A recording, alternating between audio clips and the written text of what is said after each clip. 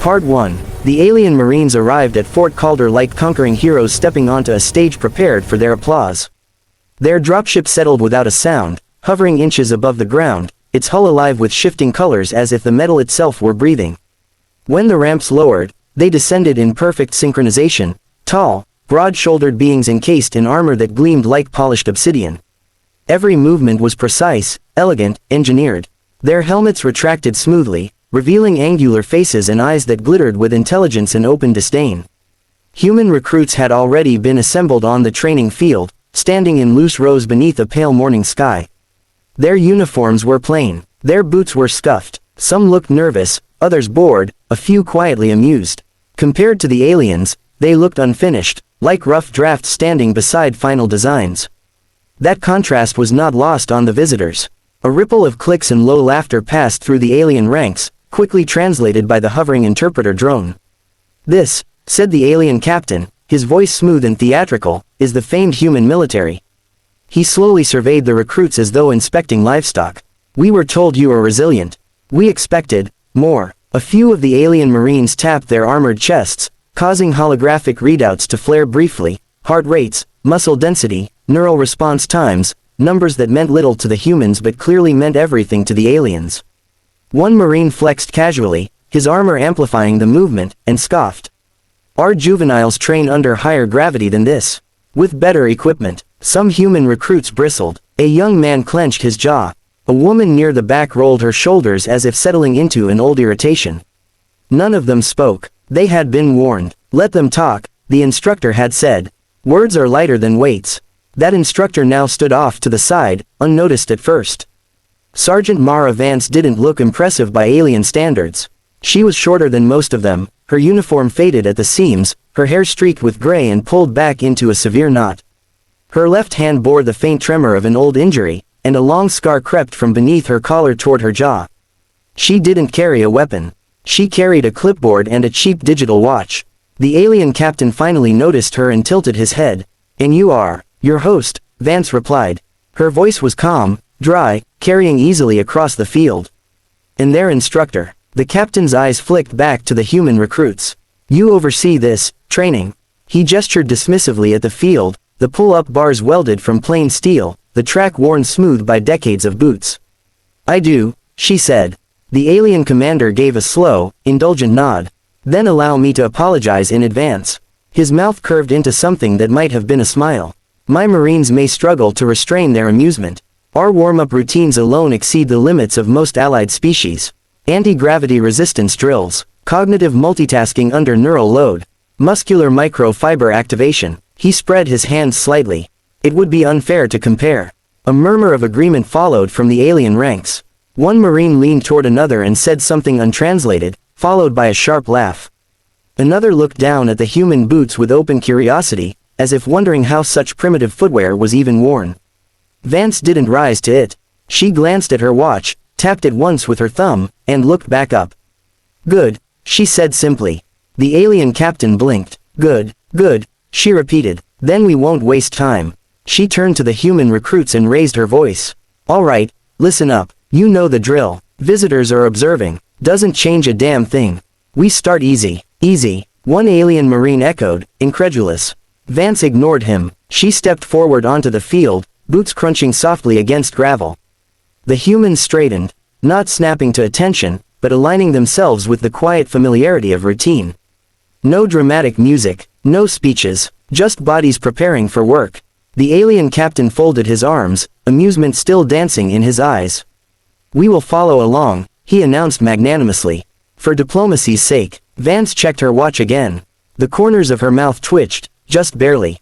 "Perfect," she said. "Welcome to warm-up. Part 2. The warm-up began with movements so ordinary that the alien Marines visibly relaxed. Human recruits spread out across the field, boots thudding softly as they found their spacing. Vance raised one hand and made a slow, circular motion. "Jumping jacks," she called. "Count your own." The aliens exchanged looks. "Jumping jacks." The interpreter barely bothered to translate before several Marines performed a quick internal calculation and smirked. They followed along anyway, armor adjusting automatically, servos whispering as limbs moved. At first, it felt insulting, arms out, arms in, legs apart, legs together. Child's play. The humans moved in unison, breathing measured, eyes forward. No one rushed. No one lagged. 30 seconds passed. Then a minute. Then 2. The alien Marines noticed the first oddity. The pace never changed, but it never stopped either. Their armor began compensating, micro-motors assisting against gravity that suddenly felt heavier than expected. Earth gravity wasn't extreme by galactic standards, but it was constant, stubborn, and paired with an atmosphere thicker than what most of them trained in. Their enhanced lungs drew in oxygen efficiently, yet something about the air made it feel sticky. Is this still the same exercise? One alien muttered. Yes, came the human reply beside him, casual. That's the point. Vance's voice cut through the rhythm. Down. Humans dropped smoothly into push-ups. No hesitation, no dramatic thud. The aliens followed a heartbeat later, metal clanking as armor plates reconfigured. Push-ups were easier, upper body strength was a point of pride among the alien core. They powered through the first set confidently. Then the set didn't end. Vance paced slowly, boots scraping the ground. Steady. Control. Full range. Human elbows bent deep, chests hovering inches above the dirt before pressing back up. Breath hissed through clenched teeth. Sweat began to bead along brows and soak collars. The aliens noticed their own internal cooling system spike as heat built under their armor. Their neural implants flagged rising strain levels, nothing critical, but unusual for something labeled warm-up. Again, Vance said, without looking up from her watch. The humans didn't groan. They just kept going. One alien Marine's breathing grew uneven. His armor compensated more aggressively, but that only drained power faster. Another felt a strange tremor in his arms, not failure, not yet, but a warning his body wasn't used to receiving this early. Up, Vance said. Everyone stood. Squats. The humans dropped low, hips back, thighs burning, then rose again. And again, and again. The motion was relentless, almost meditative. The aliens followed, but their longer limbs changed the leverage. Their armor recalibrated, adding resistance to maintain, training integrity, as its programming demanded. That decision would later be flagged as catastrophic. The first alien stumbled on Representative 37. It wasn't dramatic. His knee simply failed to lock, and he dropped to one side with a sharp, metallic clang. Laughter started to ripple through his unit, until it cut off when his vitals spiked on their shared HUD. Pain signals, lactic acid flooding muscles, balance systems struggling to correct. Medic, someone called, suddenly less amused. Vance didn't stop the exercise. Keep moving, she said. This is still warm-up. The words landed like a weight. They transitioned into a jog. Not a sprint, not even fast, just a steady, ground-eating pace around the field. Human boots struck the earth in a rhythm honed by thousands of miles. Shoulders relaxed, arms swung naturally, faces were tight with effort but controlled, familiar with the burn. The aliens started strong, and then gravity collected its debt. Their strides were too long. Their breathing too shallow. Their bodies, optimized for bursts of intensity and technological support, weren't accustomed to this kind of sustained, unglamorous endurance. One Marine's vision blurred as his neural implant struggled to prioritize signals. Another felt nausea rise, an alien sensation he hadn't experienced since early adolescence. One by one, they fell out. A stumble, a knee to the dirt, a full collapse as armor locked up to prevent further injury. Medics rushed in, their sleek tools hissing and clicking, trying to cool overheated systems and overstressed bodies. The humans kept running. A recruit passed an alien medic team and glanced down at the fallen Marine, genuine concern flickering across her face. You okay? The alien tried to answer but could only manage a rasping exhale. By the time Vance finally raised her hand and called, "Hold," 3 alien Marines were down, 2 more barely standing, and the rest were staring at the humans with something new in their eyes. Not mockery, calculation. Vance checked her watch, then looked up. 5 minutes, she said. Hydrate if you need it. We start training after. Part 3. The field had changed, though nothing physical had moved. The pull-up bars still cast the same thin shadows. The track still looped the same distance. Yet the air felt heavier now, thick with something unspoken. The alien Marines stood, or sat, or lay, where they had ended the warm-up, their once pristine formation fractured into clusters of medics and recovering soldiers. Armor vents hissed softly as excess heat bled away. Diagnostic lights pulsed in embarrassed reds and yellows. The humans gathered near the water stations, drinking in controlled sips, stretching calves and shoulders with quiet efficiency.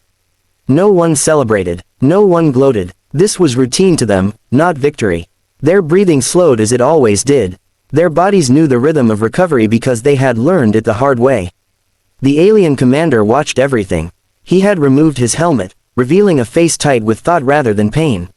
His eyes tracked the humans as they moved, how they rolled their shoulders, how they shook out their hands, how they leaned slightly forward as if already preparing to move again. There was no relief in them, only readiness. That unsettled him more than the collapsed Marines. He stepped forward, armor clicking softly, and stopped a respectful distance from Sergeant Vance.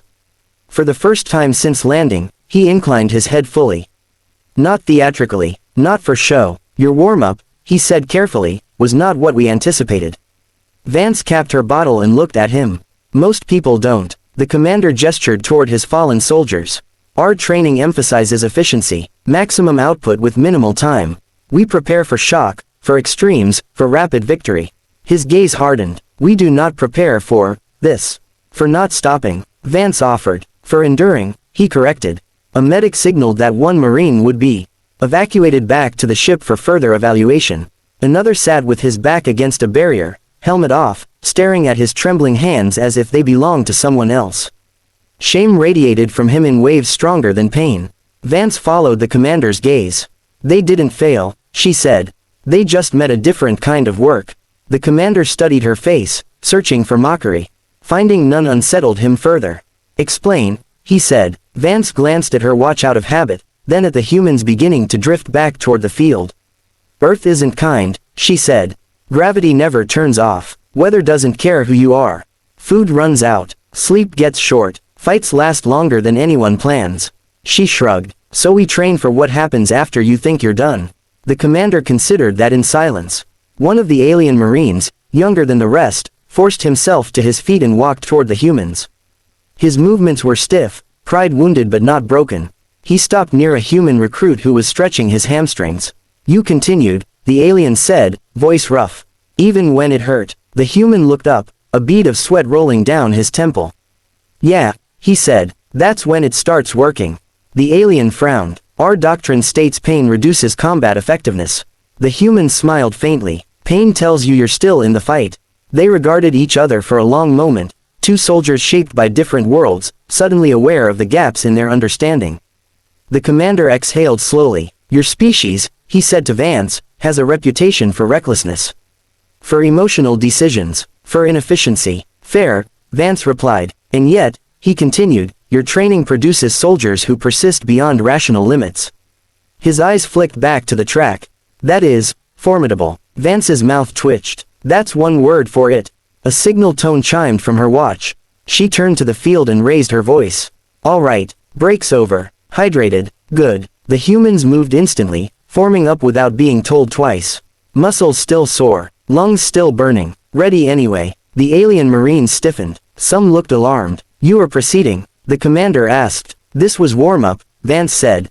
Training starts now. He hesitated, then gave a sharp command in his own language.